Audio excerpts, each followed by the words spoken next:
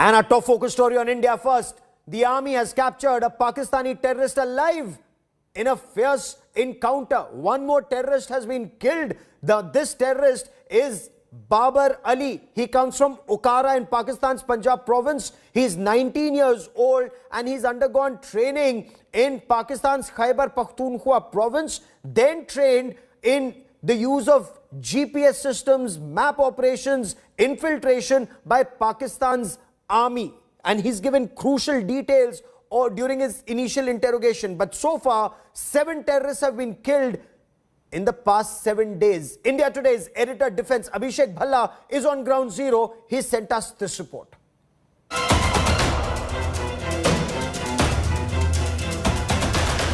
This is the face of Pakistan treachery. A 19-year-old terrorist captured by our army in Uri, who has been identified as Ali Babar Patra, a member of LET, a resident of Okara district in Pakistan. After a 3-week terror training in Gadi Habibullah, Pakistan, Ali Babar was given the responsibility to drop arms supplies across the border and unleash terror in India. He has admitted that he is a member of Lashkar-e-Taiba. He has revealed that he underwent a 3-week course in 2019 at Khyber camp, Gadi Habibullah, Muzaffarabad. That's the location of his training camp that he has revealed. On the night of September 18th, taking advantage of darkness, uneven grounds, dense forest and bad weather, 6 terrorists of LET, including Ali Babar, tried to cross the border. The infiltration bid was intercepted by our alert security forces. Soon a gun battle began and 4 terrorists retreated to Pakistan. But Ali Babar and his aide managed to enter India. The infiltration group was of a strength of 6 personnel. 2 of these infiltrators had come across the fence, while 4 were on the other side of the fence. After the firefight, these 4 terrorists who were on the Pakistani side of the fence, they took advantage of dense foliage and darkness and retreated towards the Pakistani side. Patrol parties hunted them down and established contact with the 2 terrorists on September 25th, leading to a fierce encounter. 33-year-old Pakistan terrorist Atikur Rahman was killed while teenager Ali Babar begged for his life and was captured alive. Second terrorist pleaded us for his life. Even though he has fired on us a number of times in the contact, we accepted his surrender and handled him humanely. A huge cache of arms and ammunitions were also recovered from the terrorist, exposing Pakistan's nefarious terror designs. 7 AK-style rifles, 9 pistols and several hand grenades were recovered.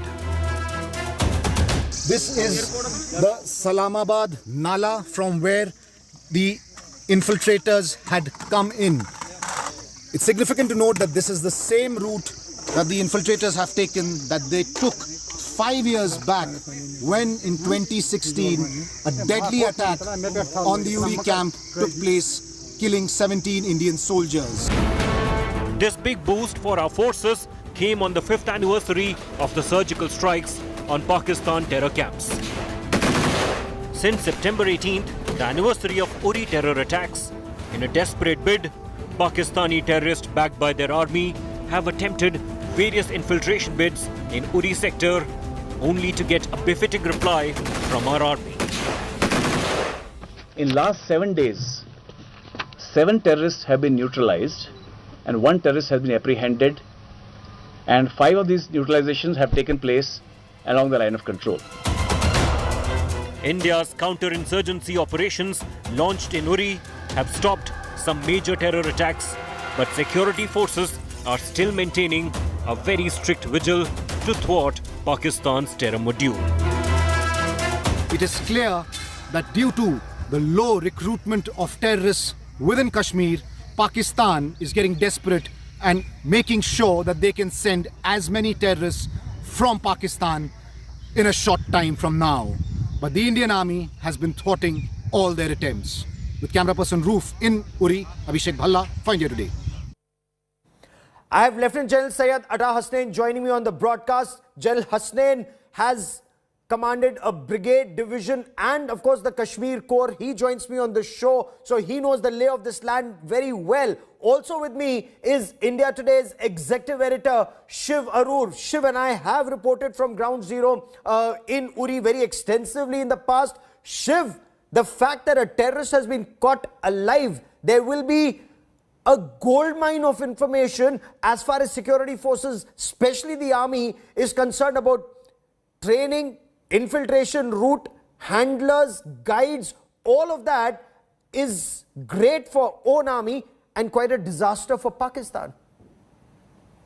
Gaurav, there have already been a record number of infiltration attempts since the ceasefire in February this year between the two armies. And clearly Pakistan-sponsored terror groups, are leaving no stone unturned to try and light things up and raise temperatures because they understand that the winter months are coming. But capturing a terrorist from the Lashkar-e-Taiba, an infiltrating terrorist who are obviously military trained, this 19-year-old terrorist from Okara in Pakistani Punjab, is a huge success, because not only have you been able to capture someone alive who is going to be a source of intelligence about other terror plans, you've also been able to basically preempt whatever kind of operation these terrorists were up to. 5 or more of them infiltrated. 3 you've eliminated, 1 you've captured alive, the other is still at large either on this side or on that side of the line of control. So this is a very, very big deal because as you and I both know, and we've covered infiltration encounters of this kind, it's a shoot to kill kind of situation. You're not attempting to catch any of these guys alive.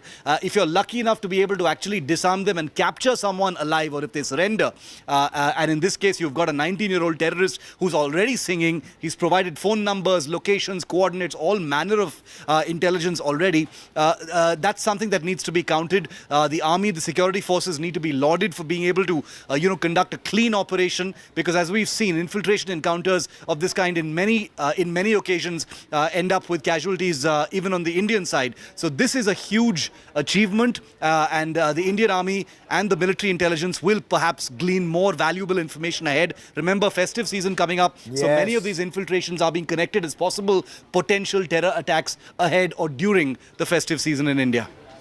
Let me bring in General Ata Hasnain for more on this big story. General, hats off to that young Captain Mushtaq of the Jat Regiment. Brilliant that he showed presence of mind and caught a Pakistani terrorist alive. A live Pakistani captured terrorist worth so much more than a dead Pakistani terrorist. Thank you, Gaurav. Thank you for having me on your show. And my compliments to the Jat unit, my old brigade at Uri, my old division, Baramulla, and my corps. They always do it the best way. I would like to tell your viewers that it's an important thing to remember that Pakistan will claim that these are non-state actors. Just remember, none of them are non-state actors.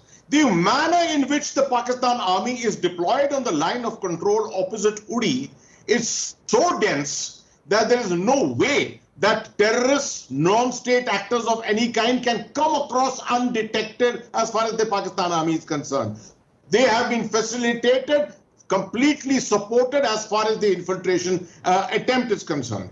Yes, these terrorists have been captured in the past too. It's very important now to ensure that 15 Corps the Dagger Division handles this extremely well, because this information which is going to be extracted by the intelligence organizations must be put out properly. Yes. It must have some continuity. It must not just die a natural death at this particular stage with some other big news story coming up. No, so on India First, we'll continue to give out these facts. But General, the fact remains that terrorist launch pads on either side of Pir Panjal, and as an aside, why is Pakistan so densely deployed, especially around Uri on the other side? Because Pakistan is very scared. Do tell our viewers why Pakistan is so scared of Hajipir in this area, sir. Do tell our viewers, sir.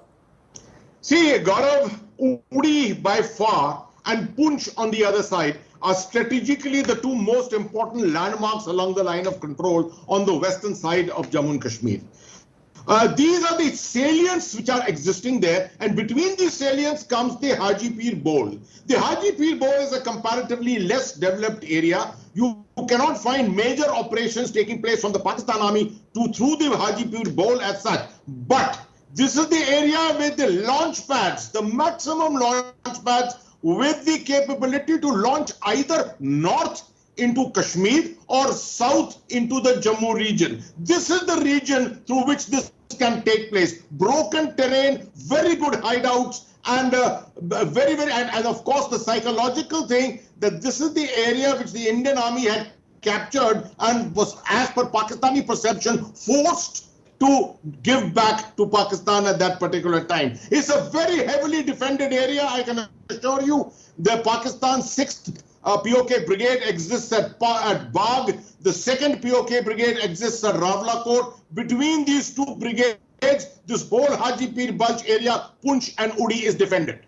And that is how heavily deployed the Pakistan army is, because they are scared India had captured the Haji Pir Pass and Pakistan knows India can do it again. So that is why, one, they defended, two, they use this route to infiltrate. But General, the Salamabad Nala, Pakistan used, and I want producers to show that map area, the route that these terrorists took. Op Balwan is a very critical operation, sir. The Salamabad Nala that these terrorists had taken 5 years ago to infiltrate before the Uri terror attack, the same Nala they were using this time. Were we lying in ambush, and that is why they failed? What is it that we need to do? 35 terror launch pads packed with terrorists waiting to infiltrate. How grave is the threat?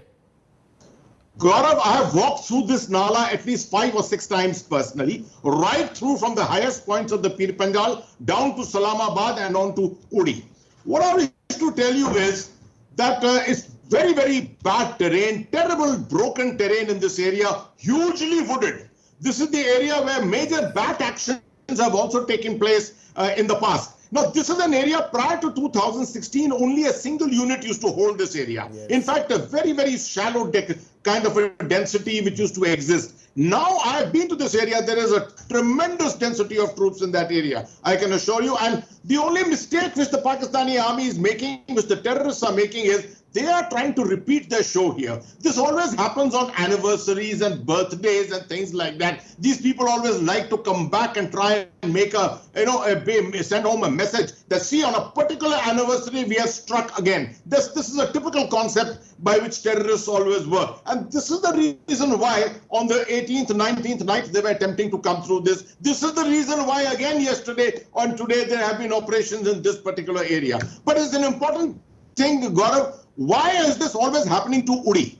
You see, Uri is a place where you only have a 6-kilometer infiltration through the Salamabad Nala, and you can strike a brigade headquarters, yes. You can strike the Uri Hydel project, you can strike gun positions, you can strike rear areas of various units which are deployed on the line of control. It's just 6 kilometers from the line of control that you reach Uri. And that is why Pakistan, that's a very important point you made, General, that Pakistanis wanted to strike India on the anniversary of Uri or on surgical strikes. This is what Pakistan does. And remember, they've done that in the past when they struck us at Nagrota. Pakistanis follow an agenda. India needs to be very clear. You need to hit. General, is that the point? Does India need to hit and hit hard? Because with these terror launch pads full, how do you prevent that our response is not just defensive? What is it that India needs to do? You see, at the moment, there is a ceasefire in place. There's no doubt about it. But this ceasefire does not restrict us. The moment the ceasefire is being used to actually execute and effect infiltration into this area, there is no such rule about the ceasefire. The ceasefire can be breached, abrogated at any particular time. And I'm sure the Indian Army has got its plans. We always had our plans. I'm sure they have their plans in place for this. Also, is there an apprehension of American equipment, American weapons, night vision devices, body armor, terrorists armed with all of those, battle-hardened terrorists from Afghanistan in POK, and give us grief at the LC or in hinterland in coming months? See, Gaurav, there is no doubt that there will be a surge in the improvement of the quality of equipment and weaponry which is coming in. I expect M4, M16 rifles will probably start replacing AK-47 rifles here. A couple of night fighting devices out of those 16,000 night fighting devices which are reported to have been left behind will probably find their way, smuggled or in some way or the other into the hands of the terrorists. So there will be a qualitative increase, there is no doubt about it. As we go into the winter, we are just at the beginning of the phase when normally there's an enhancement of energy as far as infiltration efforts are concerned. Okay. I would say closer to about November, you will find that what has happened in Afghanistan will probably start manifesting from there here. It may be a little too early yet to read into or see the effects of the Afghanistan situation on the borders or the line of control in Jammu and Kashmir. General, many thanks for joining me here on India First. We will continue this discussion in the coming days and weeks ahead because the radicalization impact of what happened in Afghanistan and its effects in different parts of our country, that is something that needs to be studied and countered very effectively before terrorists succeed in striking. The security forces, one, there's another reason for it, the deployment. So as the general was very rightly pointing out, there is a ceasefire in place since February this year. But Pakistan's efforts to push in terrorists, they continue unabated. They wanted to strike on the anniversary of the Uri terror attacks, that's the 18th of September, and then they wanted to strike again on the 5th anniversary of India's surgical strikes. So Pakistan is constantly trying to target India at the line of control. Abhishek Bhalla is on ground zero. He sent us this report.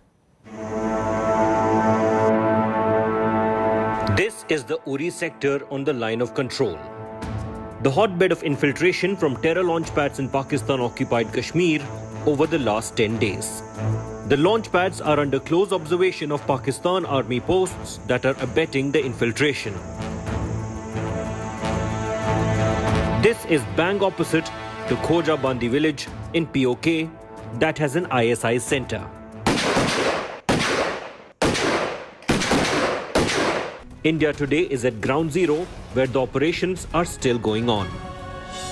We are at the line of control in the Uri sector where there have been back-to-back infiltration attempts that the Indian Army has foiled.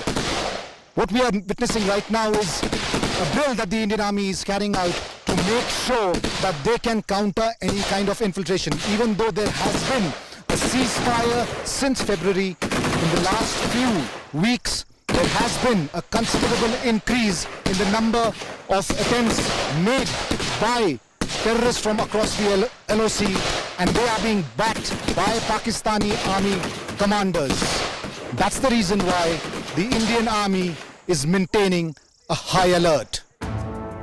There has been a ceasefire agreement in place between India and Pakistan since February this year.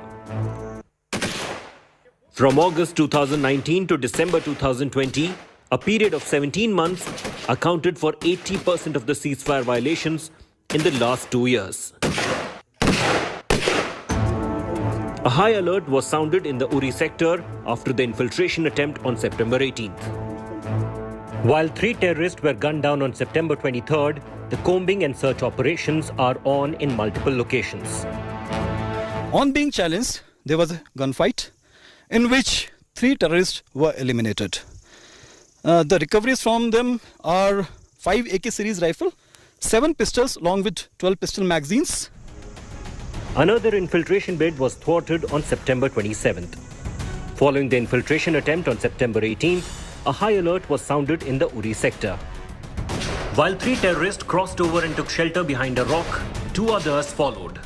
That's when an Indian Army soldier came face to face with one of the terrorists and there was gunfire. Within minutes, 2 terrorists were gunned down, but the third continued the gun battle for another 15 minutes before being neutralized. 2 remaining fled the scene. As we have reached this forward location, what we are witnessing are patrols that are being carried out by the Indian Army to spot whatever little information they can get on infiltration. On my left is all Pakistan occupied Kashmir. These are the areas, the nalas here that are used for infiltration, and it's a very densely forested area. That's what makes patrolling extremely difficult. While the army seized 5 AK rifles, our forces later got information that the other 2 terrorists were carrying 9 more rifles, pistols, more ammunitions and 1.5 crore rupees Indian currency. The army feels while current violence levels in the Kashmir Valley are low, the infiltration bids indicate Pakistan's desperate attempt to sustain cross-border terror and bring in weapons to disturb peace in the valley. There has been hardly any pelting events that have taken place, and this is possibly what is hurting the Pakistani and Pakistani proxies across. We don't care. Anybody who's picking up a weapon, who's not coming through proper passport, visa stamp, he's a terrorist and will be neutralized accordingly. There might be a ceasefire between India and Pakistan since February, but that doesn't mean that Indian Army can let its guard down. The reason for that is because as far as terror launch pads are concerned, they are full across the line of control, and also there is a bigger fear that these launch pads in some time to come will have more terrorists coming, especially LETA and JEM terrorists who were in Afghanistan-Pakistan border might end up at launch pads at the line of control. With camera person Rauf, Abhishek Bhalla from Uri sector, line of control, India Today.